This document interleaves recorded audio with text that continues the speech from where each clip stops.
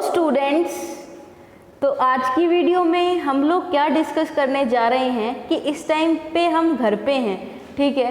तो अब क्या है कि हमें घर पे बोले जाने वाले सेंटेंसेस तो कम से कम आने ही चाहिए। जो हम आम बोलचाल भाषा में घर पे बोलते हैं उन सेंटेंसेस को आज की वीडियो में हम अच्छे से समझेंगे, उन्हें कैसे बोला जाता है, उनको बोलने की प्रैक्टिस करेंगे ताकि हम घर पे कम से कम इंग्लिश बोलने की ट्राई कर रहे हैं उसमें हम अपना फर्स्ट स्टेप ले पाएँ।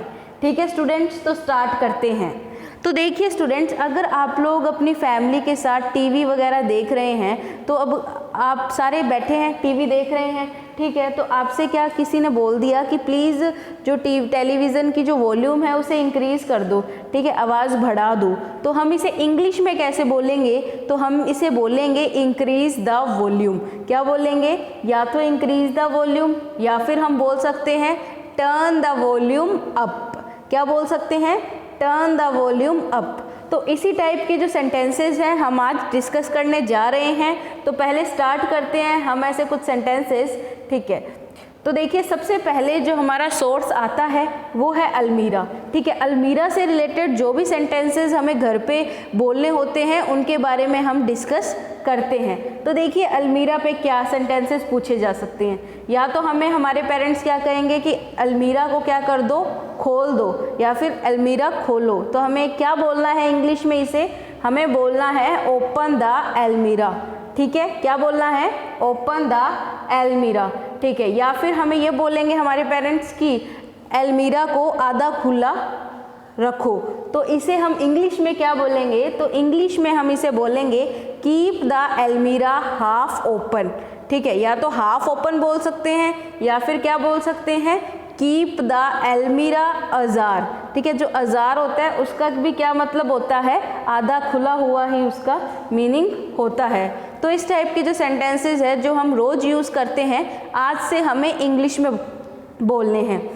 अब देखिए थर्ड सेंटेंस क्या हो सकता है इससे रिलेटेड। तो थर्ड सेंटेंस हो सकता है अलमीरा को थोड़ा खुला रखो, ठीक है। तो हम इंग्लिश में इसे क्या बोलेंगे?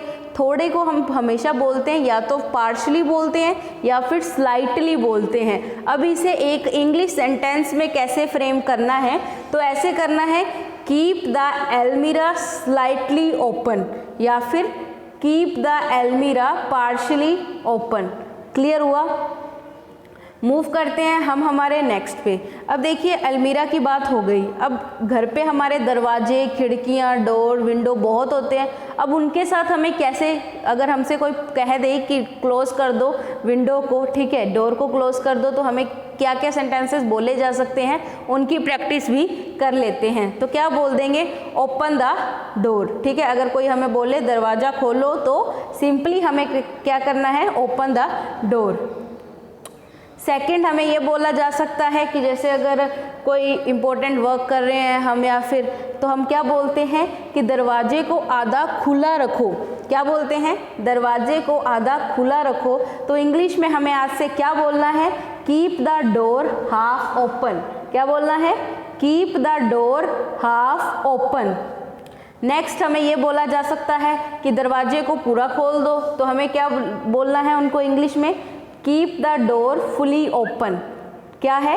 Keep the door fully open. Clear हुआ? ठीक है। तो ये तो थे हमारे दरवाज़ों से रिलेटेड। अब कई बार होता है कि हम हमारे घर पे क्या करते हैं? क्लोथ्स को समेट कर रखते हैं, ठीक है। तो अगर हमें कोई बोले कपड़ों को अलमीरा में रख दो, तो आज से हमें क्या जवाब देना है कि आप हमें ऐसे बोलिए put the clothes into the अलमीरा, ठीक है। क्या बोलना है? Put the clothes into the अलमीरा। क्लियर हो गया?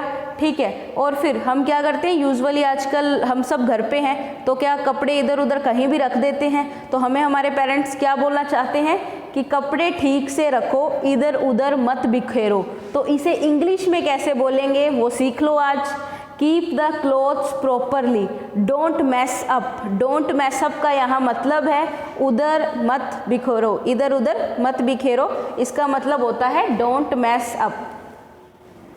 और हमें यूजुअली किन क्वेश्चंस के जवाब देने पड़ जाते हैं घर पे? फॉर एग्जांपल हमें ये बोल देते हैं कि कपड़ों को क्या कर दो? हैंगर में रखो, ठीक है, हैंगर पर लटकाओ। तो हमें क्या बोलना है इंग्लिश में? Hang the clothes on hangers. क्या बोलना है? Hang the clothes on hangers. Clear हो गया? ठीक है, तो ये तो थे हमारे कुछ अलमीरा के। और सिंपल डोर वाले तो हम बोल ही सकते हैं कि क्लोज द डोर। ठीक है, अगर हम किसी को नॉर्मली रिक्वेस्ट के तौर पे एल्डर से बात कर रहे हैं तो हम यही बोलते हैं क्लोज द डोर। अगर हम किसी अपने यंगर से बात करते हैं, ठीक है, आजकल घर पे रहते हैं तो हम इधर उधर थोड़ा गुस्से में ही रहते हैं, क्योंकि काम तो कुछ ऐसे होता है ना कि स्टडी भी पूरा टाइम नहीं कर पाते हम लोग, ठीक है, तो थोड़ा ऐसे परेशान रहते हैं, तो सीधा कोई यंगर दिखता है हमें सीधा यही बोलते हैं शट द डोर। गुस्से में बोल रहे हैं तो मीनिंग से भी पता चलता है। ठीक है, और किन वर्ड्स का यूज़ करते हैं, स्पेशली किन सेंटेंसेस का यूज़ करते हैं हम घर पे, कि देखिए कई बच्चों को ना आदत होती है खाना खाते वक्त वो बोलते हैं, ठीक है, तो हमारे पेरेंट्स हमें क्या समझाते हैं, close the mouth while eating. क्या होता है? Close the mouth while eating. ठीक है, या फिर हम इतने ज़्यादा जिद्दी हो जाते हैं कि हम उनकी बात ही ना सुने तो वो एट लास्ट क्या बोलेंगे हमें, shut the mouth while eating. फिर गुस्से में बोलेंगे ना, तो क्लोज और शट का इतना अच्छा सा ये डिफरेंस हो गया यहाँ पर। अब और क्या हो सकते हैं, या फिर हमें ये हो सकता है कि जैसे क्या है कि हम कई बार कोई वॉल पेंटिंग वगैरह लगा रहे होते हैं दीवार पे, ठीक है, तो हम क्या बोलते हैं, हैमर अ नेल हेयर, यानी कि कील लगा दो। ठीक है, यहाँ पर कील लगा दो को क्या बोलेंगे, हैमर अ नेल हेयर।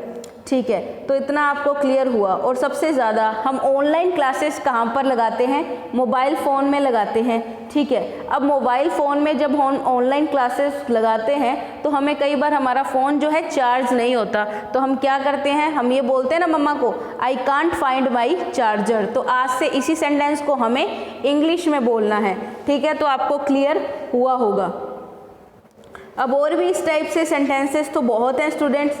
ठीक है, फॉर एग्जाम्पल जैसे हम कोई जैसे फ्रूट वगैरह कट कर रहे हैं, ठीक है, तो हम जब ऑरेंज वगैरह को क्या करते हैं, छिलके होते हैं ना ऑरेंज के, तो ठीक है, तो क्या होता है, संतरा छील दो, तो हम क्या बोलेंगे आज से, remove the peel of the orange. क्या बोलना है, remove the peel of the orange. Clear हो गया? हो गया होगा। ठीक है, तो ये कुछ आम से सेंटेंसेस थे जो हमें अच्छे से घर पे बोलने की प्रैक्टिस करनी है, ताकि हम क्या कर सकें, घर पे बोली जाने वाली इंग्लिश को अच्छे से बोल पाएँ। ठीक है, तो आई होप आपको आज की वीडियो अच्छे से समझ आई होगी। अब से आपको यही काम करना है, डेली इंग्लिश में बात करनी है। इसी तरह हम हमारी स्पोकन इंग्लिश की क्लासेस कंटिन्यू रखेंगे, रोज़ क्लास लगाएं ताकि आपको स्पोकन इंग्लिश की प्रैक्टिस बहुत अच्छे से हो जाए। Okay students, thank you and have a nice day.